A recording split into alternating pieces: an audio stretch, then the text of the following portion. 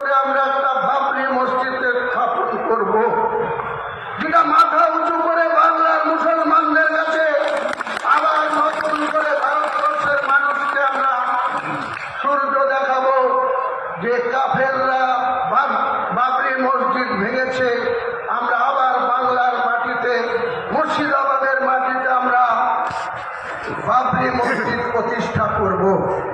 এবং সেই বাবরি মসজিদ প্রতিষ্ঠা করতে গিয়ে যে অর্থের প্রয়োজন হবে, আমার অনেক জানাশোনা বন্ধু বান্ধব, কলকাতার অনেক ধনী মানুষ, তারা আমাকে আড়ালে আবডালে বলেছে আপনি উদ্যোগ নেন, আমরা অর্থ দিয়ে সাহায্য করব।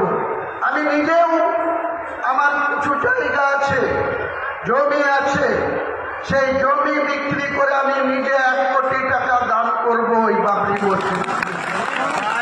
1 কোটি টাকা আমি নিজে দান